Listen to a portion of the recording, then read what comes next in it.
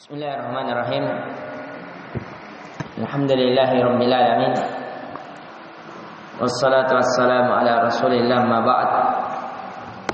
Allahumma anfa'na bima 'allamtana wa 'allimna ma yanfa'una wa zidna ilman.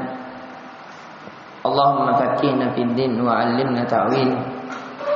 Allahumma nas'aluka al-huda wat tuqa wal 'afafa wal ghina. Assalamualaikum warahmatullahi wabarakatuh. Alhamdulillah, kita kembali memuji dan mengagungkan Allah Subhanahu wa taala yang telah menyebutkan kita dalam kebaikan, terlebih khusus dengan Al-Qur'an. Yang sekali lagi kita ingatkan bahwa tidak ada sesuatu yang bergandengan dengan Al-Qur'an kecuali sesuatu itu dimuliakan. Tadi kita dibacakan oleh imam kita surah Al-Qadar. Dia adalah malam khairun min alfi syahr, yang lebih baik daripada 1000 bulan. Pertanyaannya, mengapa dia malam yang lebih baik daripada malam-malam yang lain? Karena di dalamnya diturunkan Al-Quran. Kalau kita tanya, di mana diturunkan, di Mekah dan di Madinah? Mengapa Mekah dan Madinah menjadi tempat yang terbaik yang ada di muka bumi? Karena di dalamnya apa? Diturunkan Al-Quran. Mengapa Nabi Sallallahu Alaihi Wasallam menjadi Nabi yang terbaik, menjadi penutup para Nabi? Yang nabi-nabi sebelumnya hanya untuk kaumnya, tapi Nabi Muhammad sallallahu alaihi wasallam itu untuk seluruh alam, untuk seluruh dari kalangan manusia, untuk seluruh dari kalangan jin. Mengapa? Karena diturunkan kepadanya Al-Quran. Ya, maka dari itu kita coba melihat sebagaimana Allah kabarkan ini Al-Quran hebat. Qala ta'ala syahrul Ramadan alladzi unzila fihi al-Qur'an hudan lin-nasi wa bayyinatin minal huda wal furqan. Bulan Ramadan itulah bulan diturunkannya Al-Qur'an. Yang Al-Qur'an ini sebagai petunjuk hidayah bagi manusia, sebagai penjelas dari hidayah tersebut, dan sebagai pembeda. Dengan Al-Quran kita bisa membedakan mana tauhid, mana kesyirikan, mana sunnah, mana bid'ah, mana jalan-jalan yang memasukkan kita kepada surga, mana jalan-jalan yang bisa menjerumuskan kita ke neraka, mana jalan-jalan kebaikan, mana jalan-jalan kesengsaraan, keburukan, mana jalan-jalan kebahagiaan, mana jalan-jalan kesengsaraan. Maka dari itu Allah tekankan agar kita bertadabbur dengan Al-Quran.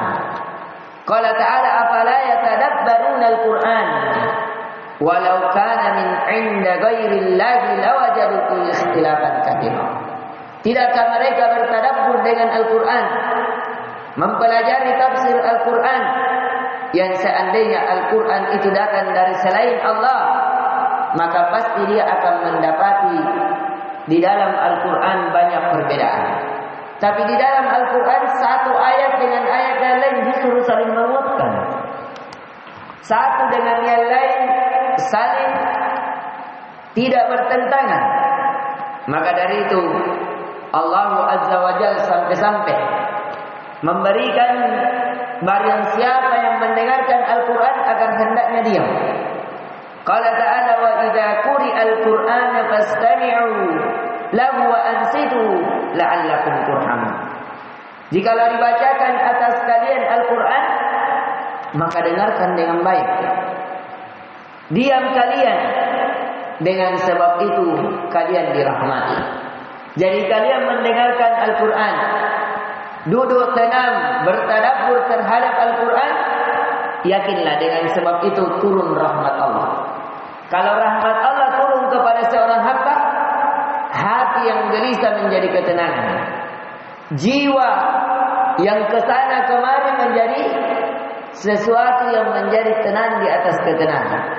Jiwa yang sengsara menjadi gembira, kesusahan menjadi kemudahan, kesesakan dada, kesempitan dada menjadi kelapangan, pikiran yang stres menjadi suatu kebahagiaan kalau seseorang dirahmati oleh Allah Azza wa Jalla.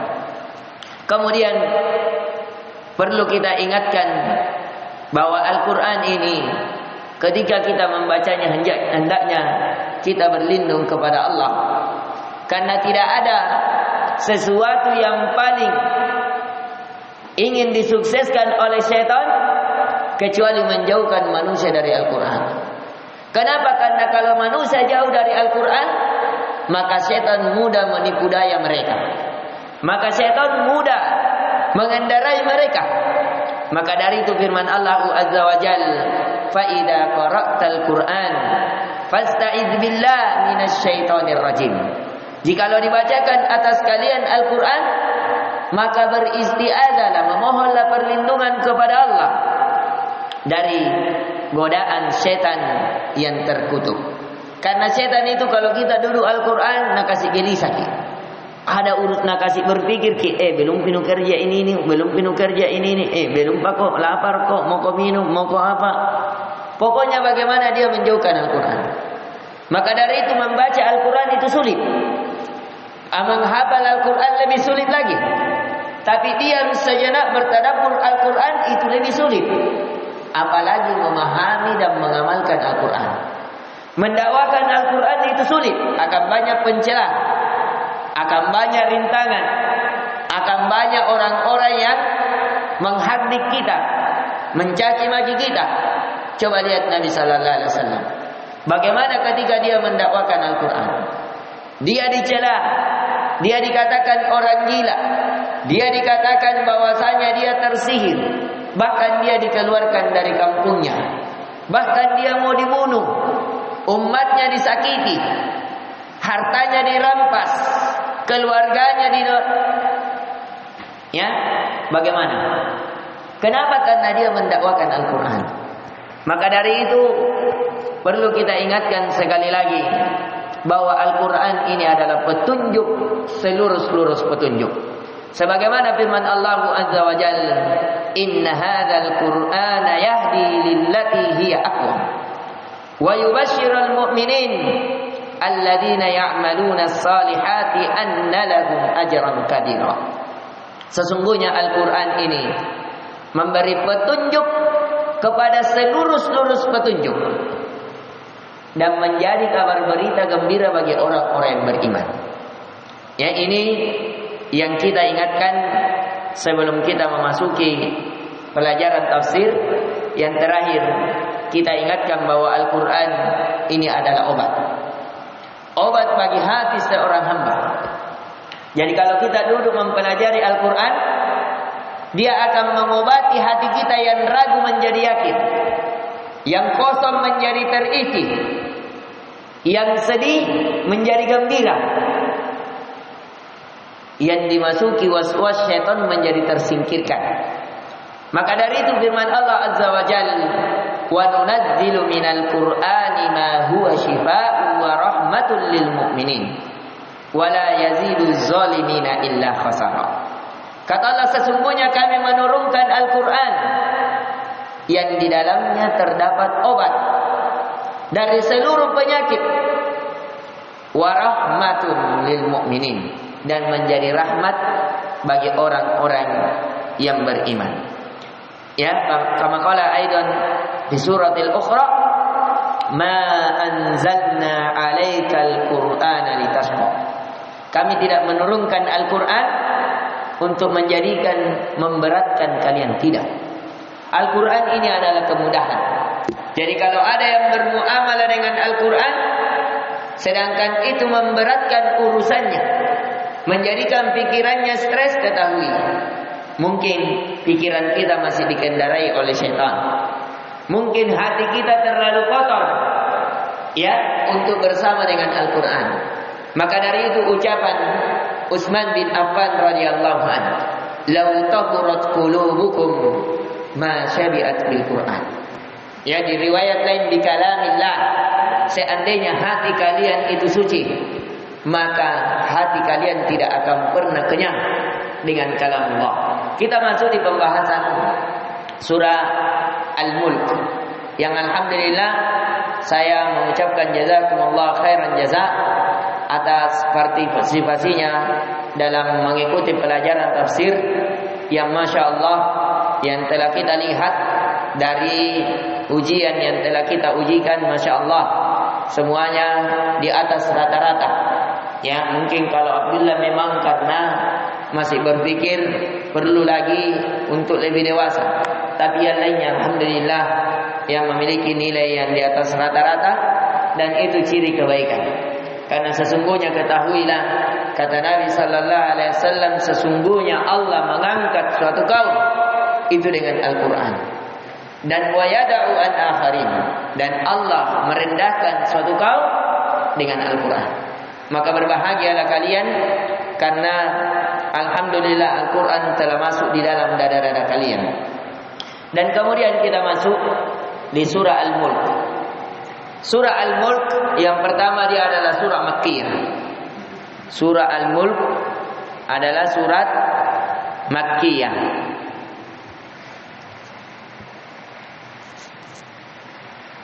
Kemudian maqasidus surah, maksud surat, satu, idharu kamali mulkillahi wa qudratihi.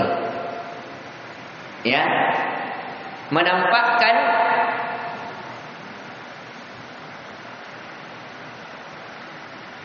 akan kesempurnaan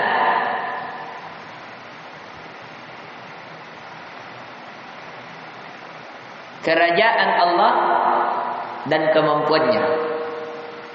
Jadi nanti kita akan lihat di sini bagaimana kekuatan Allah dalam membangun kerajaannya yang namanya surga.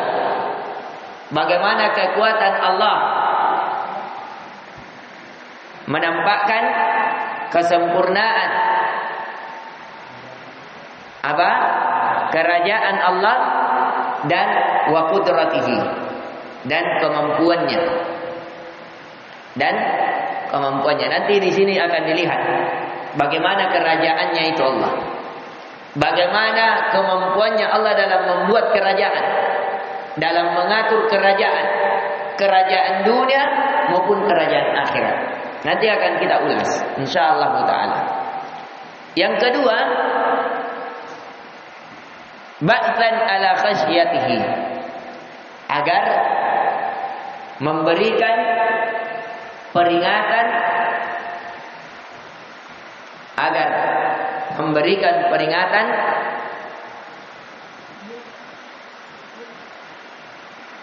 agar memberikan peringatan, agar hendaknya, agar memberikan peringatan, agar hendaknya seseorang hanya takut kepadanya, hanya takut kepadanya,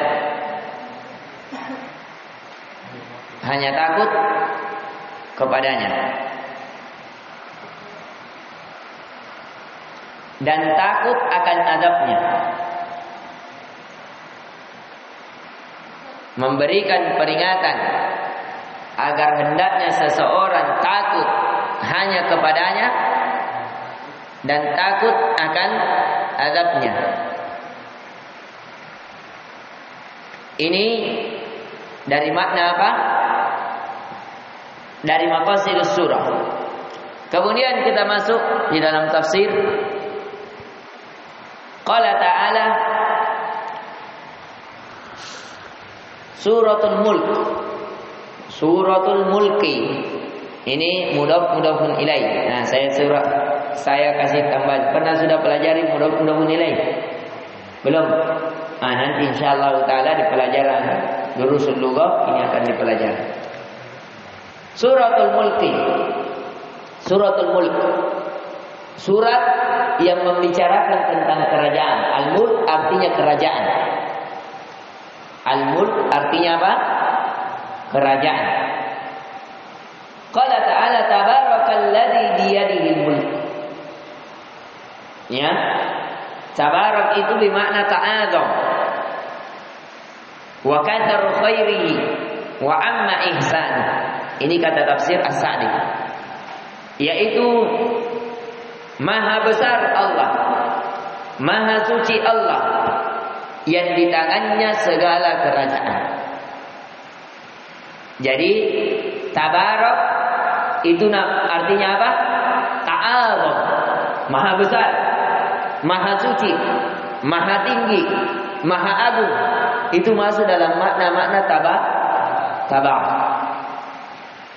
Biyadihil mulk, yang di tangannya segala kerajaan. Kerajaan apa saja? Karena di setiap segala sesuatu ada rajanya. Di setiap segala sesuatu ada ratunya.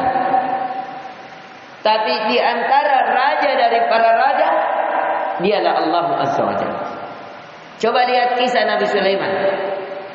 Ketika dia berada dalam kehidupan Nabi Sulaiman, dia melewati pasukan Nabi Sulaiman. Apa kata ratunya semut? Ya, hati-hati. Masuk kau cepat di lubangmu, agar kamu tidak diinjak oleh pasukannya Nabi Sulaiman, sedangkan dia tidak merasakannya. Maka Nabi Sulaiman pun tertawa. Ya, kita lihat ayatnya.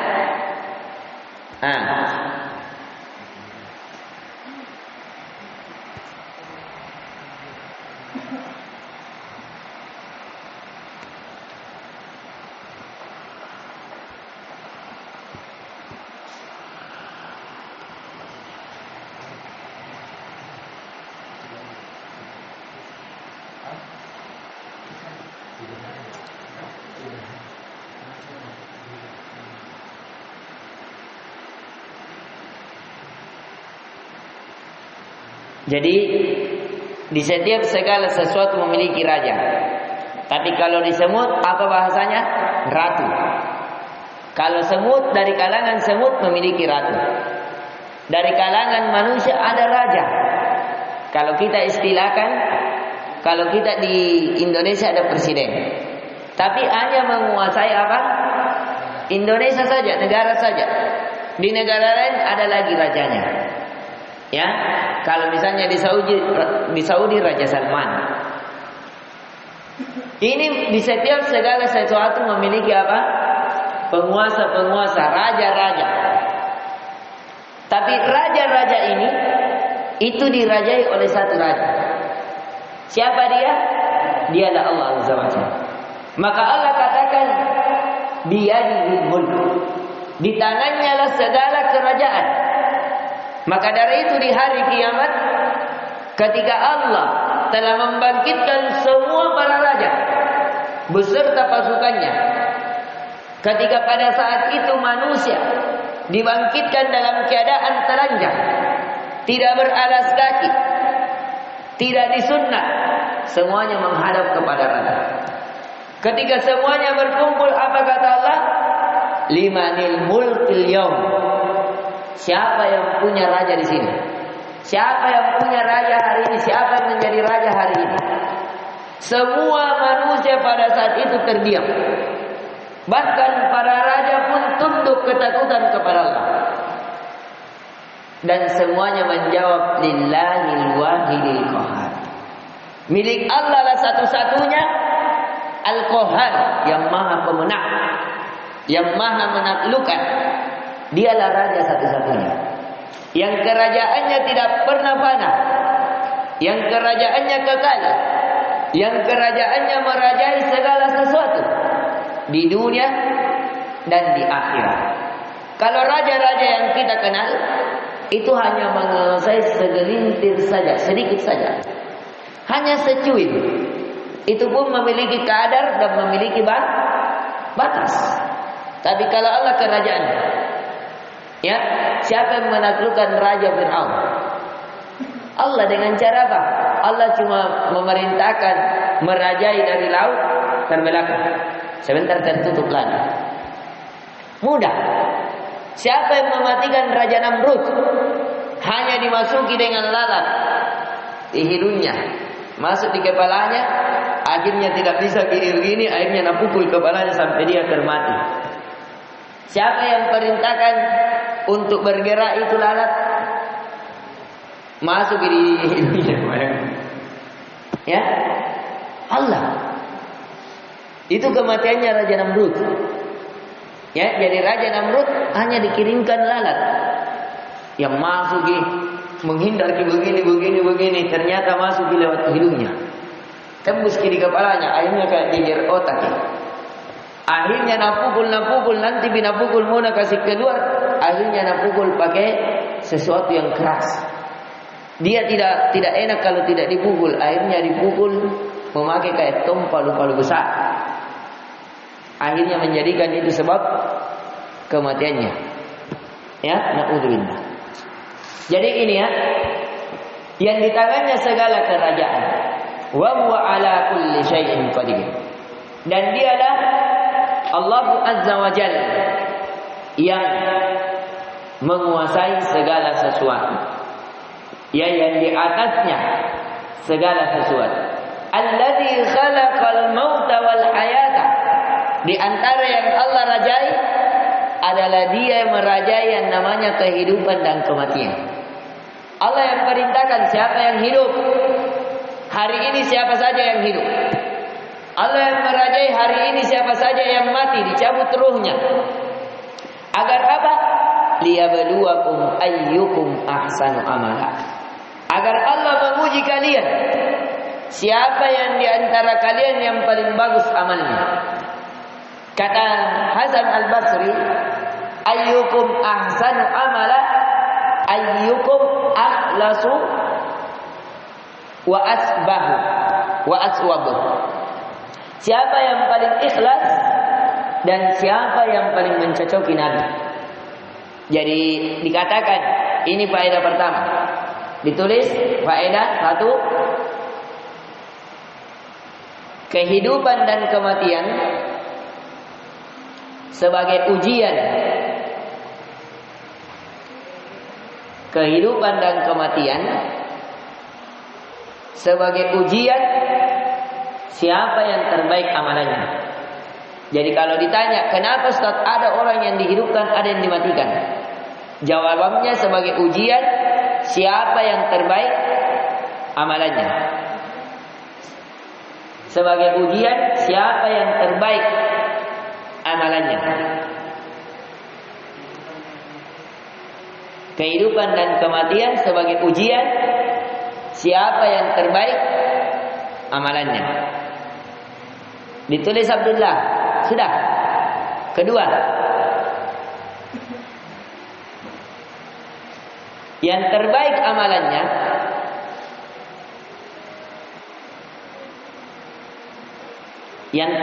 amalannya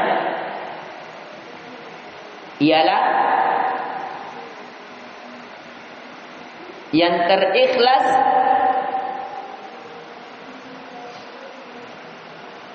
yang terbaik amalannya ialah yang terikhlas dan yang terbenar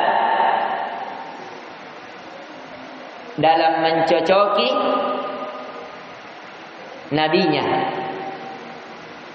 Yang terbaik amalannya ialah yang terikhlas dan yang paling mencocoki ya siapa?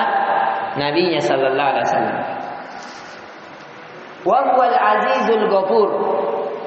Dan dialah Allah yang maha perkasa lagi maha pengampun.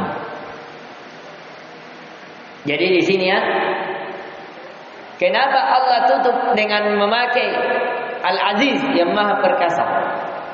Kenapa? Karena kerajaan itu berhubungan dengan apa? Berhubungan dengan keperkasaan atau tidak? Berhubungan dengan keperkasaan. Saya tanya, menciptakan kehidupan dengan kematian membutuhkan keperkasaan atau tidak? Membutuhkan dengan keperkasaan. Kemudian coba lihat, Di sini liyabluwakum, agar menguji kalian. Yang namanya seorang diuji, ada yang lolos, ada yang tidak lolos. Ataukah ada orang yang kurang lolos. Makanya Allah menutup wa huwal azizul ghafur. Dialah Allah yang maha perkasa, yang mampu menghidupkan dan mematikan, dan dialah Allah yang maha pengampun. Barang siapa yang sudah dihidupkan, akan tetapi sedikit atau kurang dalam beramal, ataukah lebih banyak dosa dibanding kebaikannya, ketahuilah bertobatlah kepada Allah. Karena dialah Allah yang maha pengampun. Jangan putus asa. La taqnatu an rahmatillah. Jangan kalian berputus asa terhadap rahmat Allah. Kemudian di antara keperkasaan Allah, di antara bahwa Allah merajai, apalagi yang Allah rajai?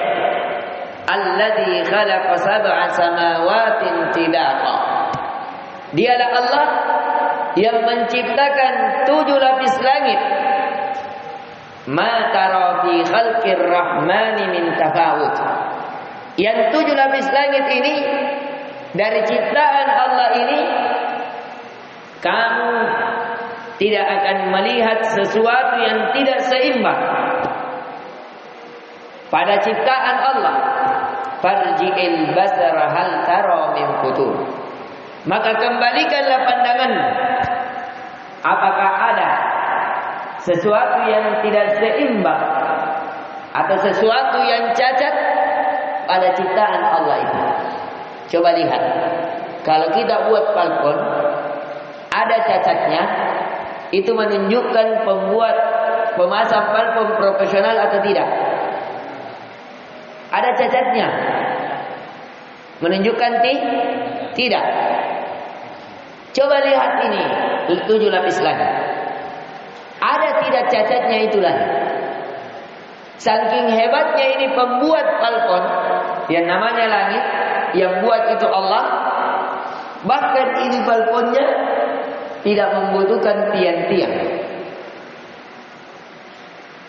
Dan ini balkonnya berubah-ubah. Coba perhatikan lagi, betapa berubah-berubahnya dia.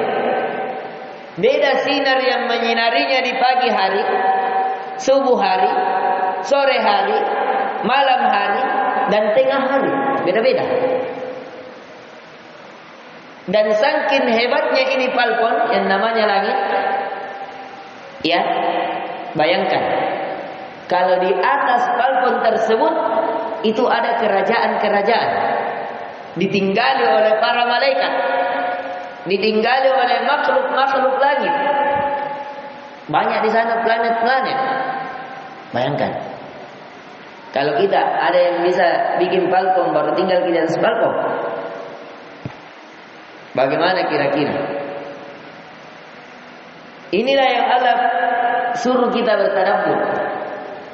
Dialah Allah yang menciptakan 7 lapis langit, yang kalian tidak melihat di dalam tersebut ada sesuatu cacat. Tidak ada cacatnya itu langit.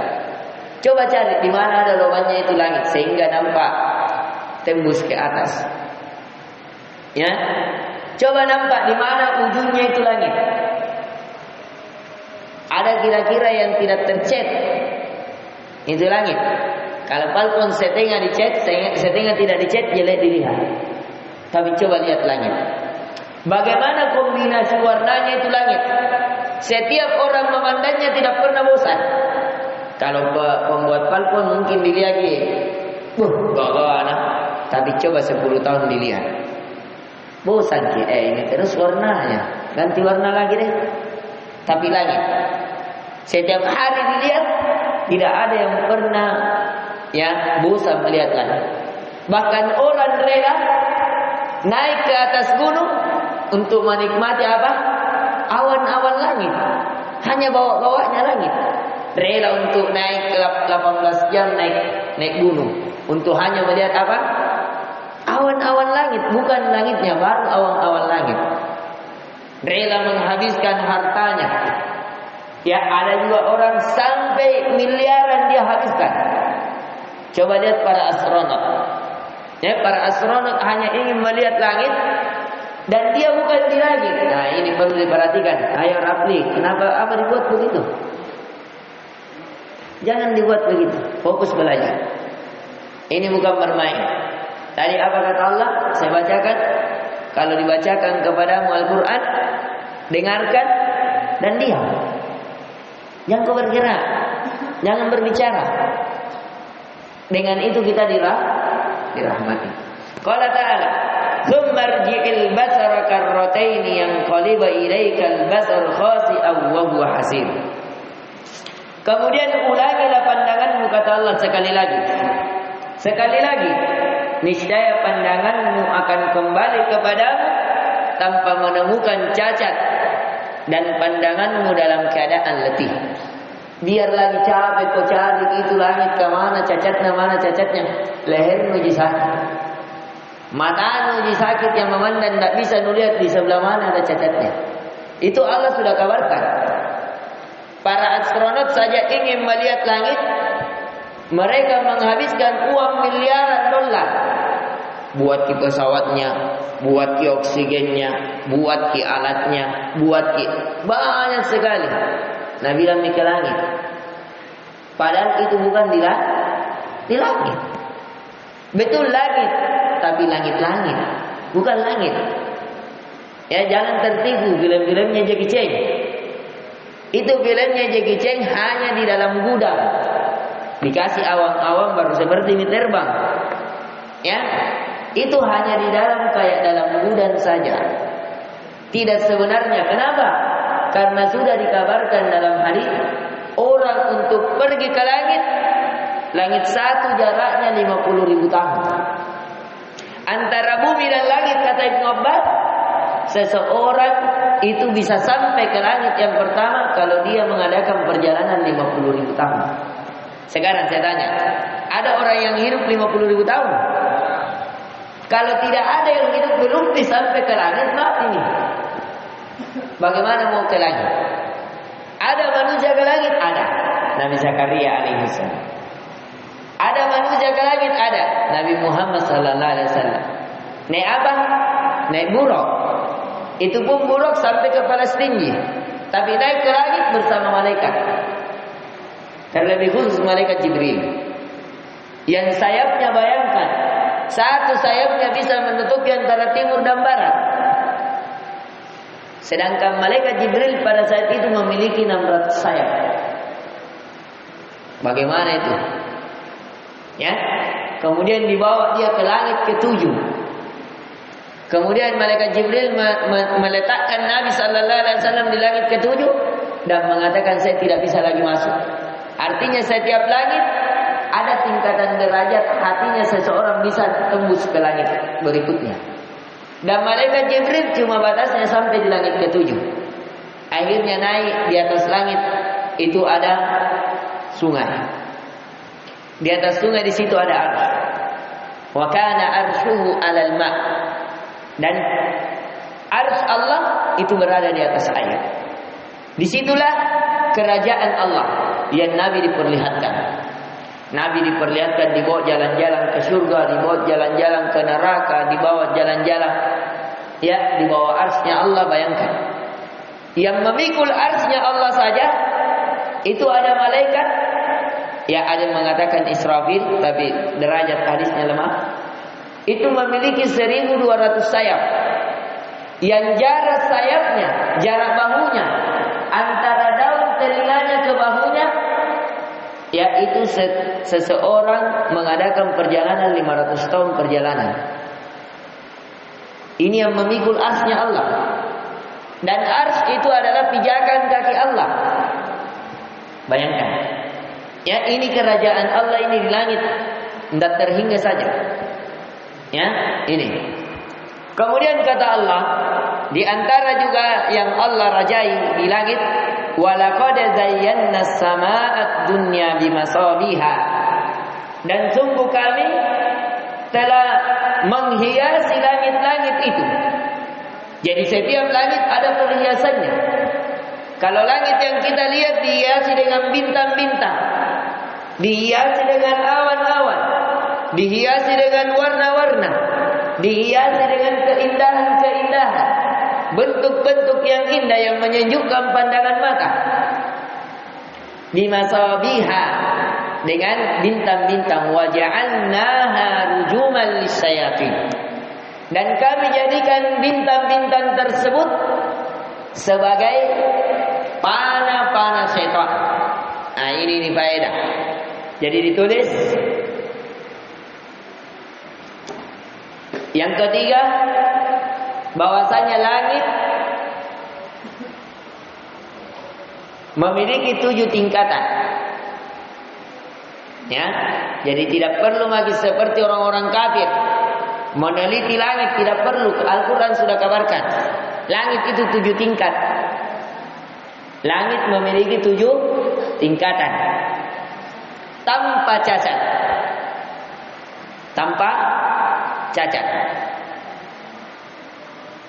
Bahwasanya langit memiliki 7 tingkatan. Jadi tidak perlu lagi tahu. Ya, 1 tingkatan itu jaraknya tadi berapa? 500 tahun. Jadi dari bumi ke langit pertama 500 tahun.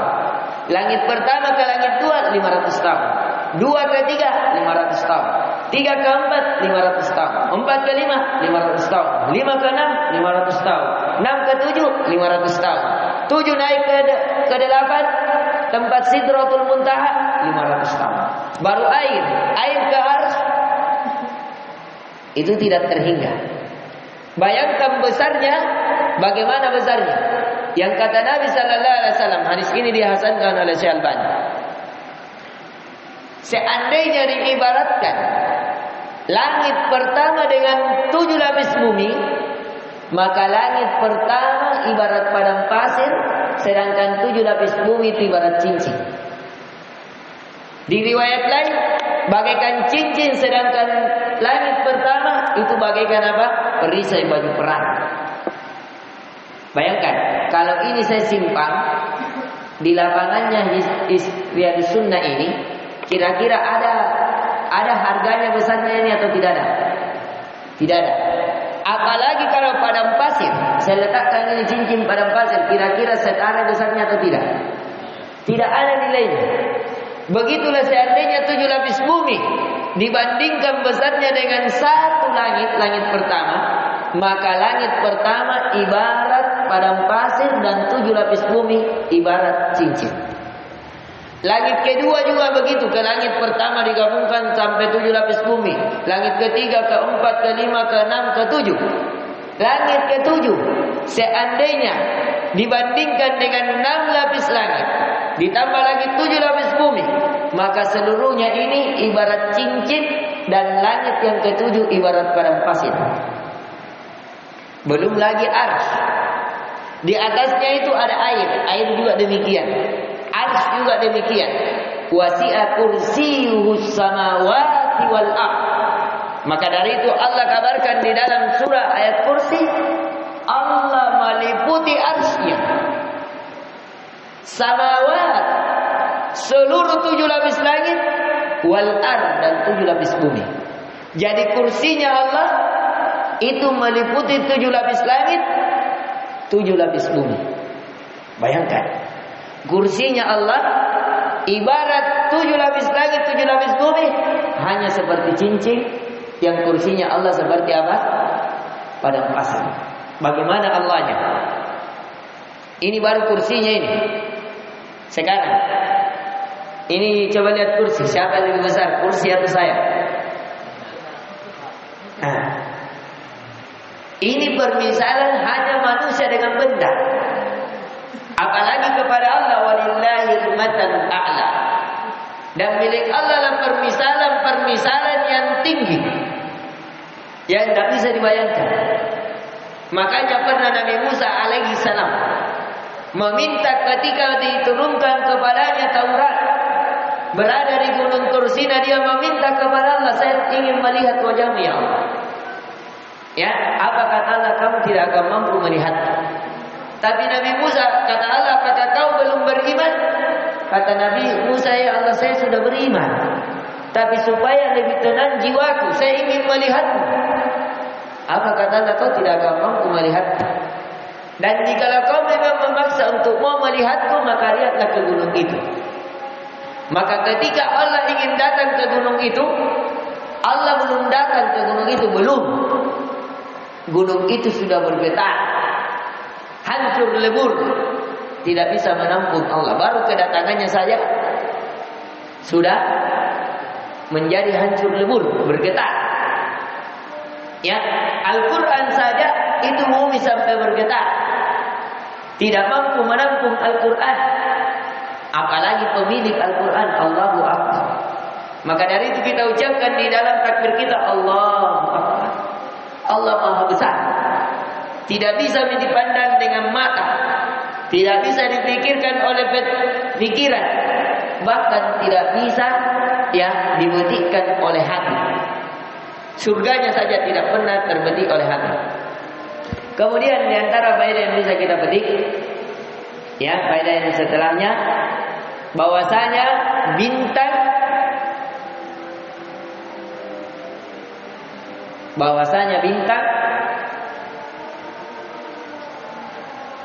berfungsi.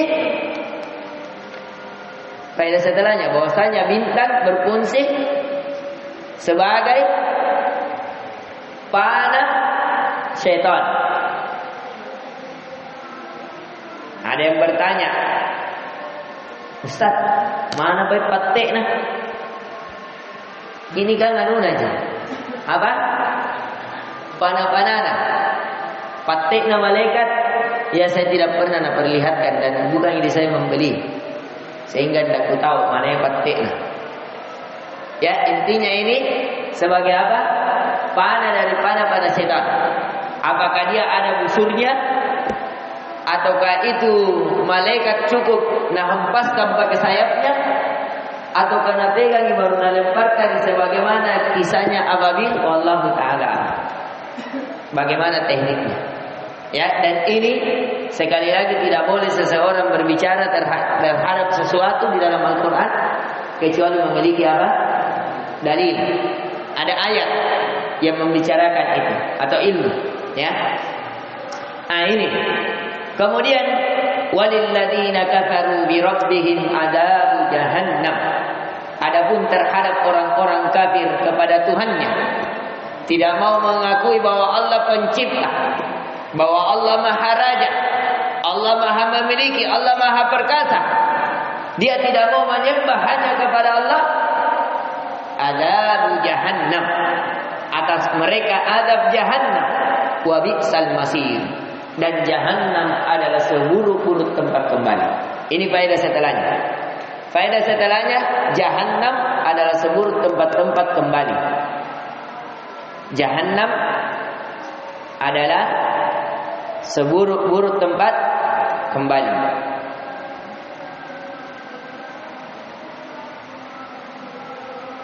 Satu ayat lagi baru kita tutup.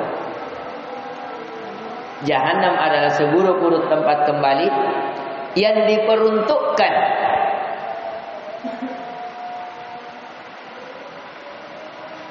atas orang-orang kafir. Yang diperuntukkan atas orang-orang kafir. Idza ulqu fiha sami'u laha shahiqan wa hiya tafur. Nauzubillah. Yang ketika orang kafir ini dimasukkan ke dalam jahannam, maka mereka berteriak dengan teriakan yang dahsyat.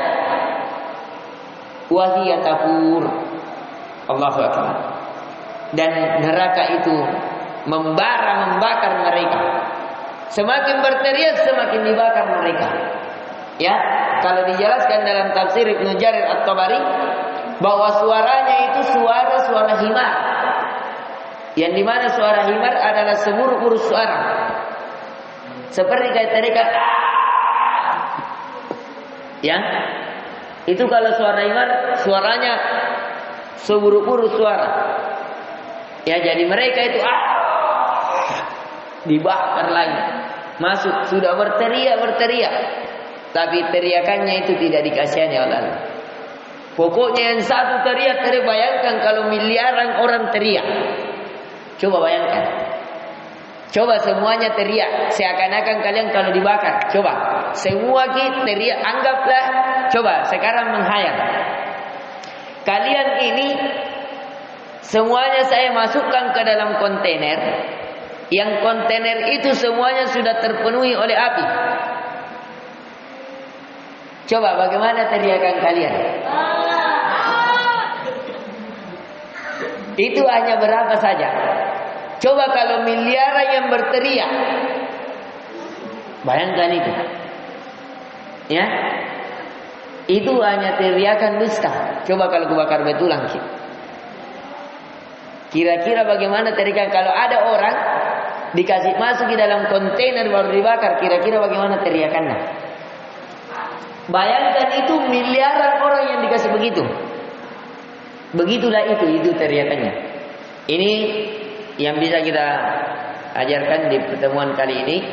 Inti pelajaran yang bisa kita petik, bahwasanya Allah Maha merajai segala sesuatu di dunia dan di akhirat. Kerajaan Allah di dunia berupa apa? Allah yang mengatur kehidupan dan kematian. Kemudian dari hikmah adanya kehidupan dan kematian untuk apa? Agar menguji hambanya siapa yang paling baik amalannya. Dan yang paling baik amalannya diukur dengan apa? Siapa yang paling ikhlas, bukan yang paling banyak. Allah tidak katakan ayyukum aktsaru amala. Allah tidak katakan. Allah tidak katakan siapa yang paling banyak amalannya, tidak. Tapi kata Allah siapa yang paling baik amalannya, siapa yang paling ikhlas, dan siapa yang paling mencocoki Nabi Sallallahu Alaihi Wasallam dalam beramal. Jadi beramal bukan banyaknya, tapi kadar kualitasnya. Ya, jadi bukan kuantitas tapi kualitas. Kemudian di antara kerajaan Allah, yang Allah menguasai 7 lapis langit, 7 lapis bumi. Langit tanpa cacat, langit memiliki perhiasan berupa bintang, yang bintang tersebut diperuntukkan untuk apa? Memanah dari setan-setan. Setan siapa yang dipanah? Setan yang mencuri berita. Jadi dukun, itu kalau dukun, itu bekerja sama dengan jin. Jin yang kufur itu dikatakan setan. Jadi jin itu ada 2. Ada jin muslim, ada jin kafir. Jin muslim dikatakan jin muslim. Jin kafir dikatakan setan. Setan terbagi 2. Ada setan dari kalangan jin, inilah tadi. Ada setan dari kalangan manusia. Itulah yang mengadu domba. Itulah yang memecah belah. Dari kalangan jin ini, bagaimana dari bentuk kekufurannya? Dia bekerja sama dengan para penyihir. Penyihir ini meminta berita. Berita ini diberikan oleh para jin. Jin ini mencuri berita dari mana? Berita itu dari mana? Ketetapan takdir di langit. Maka jin ini baku sompo-sompo. Apa bahasa Indonesia yang baku sompo-sompo? Sinengek-nengek bahasa Makassar. Bahu membahu. Jadi satu jin naik lagi di atasnya, naik lagi di atasnya, naik lagi di atasnya, naik lagi di atasnya, sampai ke langit. Di langit pertama, bayangkan berapa banyak itu jin. Sampai langit pertama, akhirnya dia menguping. Di langit pertama lah, itu ketika malam Lailatul Qadar diturunkan apa? Berita apa yang akan terjadi 1 tahun ini. Oh, misalnya Rafli, dia 1 tahun ini akan dijodohkan sama ini. 1 tahun ini akan dapat ini. Gini itu nak curi berita. Ketika nak periksa, ini istrimu ini kayak selingkuh akan kami sama ini. Dari mana nak tahu itu jin? Dari itu tadi. Ya, dia curi berita. Tapi ketika dicuri berita, datang lagi malaikat lihat, apa kamu tarik kuping? Dipanah lagi. Jadi pergi begini dengar berita, dipanah lagi. Jatuh lagi, terlempar satu jin. Jin-jin yang lain akhirnya Nabi bilang, yang baku ambil kisah ini, yang bawa lagi sampai 100 kedustaan kata Nabi. Jadi dia Nabi, tadi ku dengar, anu lagi nak dengar, nak bilang anu ini, sampai dibawa ke penyihir. Akhirnya apa? Yang namanya sambil dikejar itu tidak sesuai berita dari paling atas ke bawah. Saya saja kalau saya bisik-bisiki Syawal, kutanyakan suatu kalimat, pasti Syawal kalau nabi bisik ini lain. Itu terbukti. Kenapa? Karena tidak mungkin persis 100%. Begitu juga jin. Jelas sampai sini? Jadi dia tadi dipanah, akhirnya jatuh, akhirnya dengan dia berteriak kabarkan di bawahnya kabarkan di bawahnya sampai ke tukang sihir. Akhirnya tukang sihir tahu satu, tapi dibarengi dengan kedustaan 70, di riwayat lain 100. Ya, jelas? Nah, ini yang bisa kita berikan. Subhanakallahumma bihamdik, asyhadu an la ilaha illa anta astaghfiruka wa atubu ilaik. Assalamualaikum warahmatullahi wabarakatuh. Bismillahirrahmanirrahim. Alhamdulillahirabbil alamin. Wassalatu wassalamu ala Rasulillah ma ba'd. Allahumma anfa'na bima 'allamtana wa 'allimna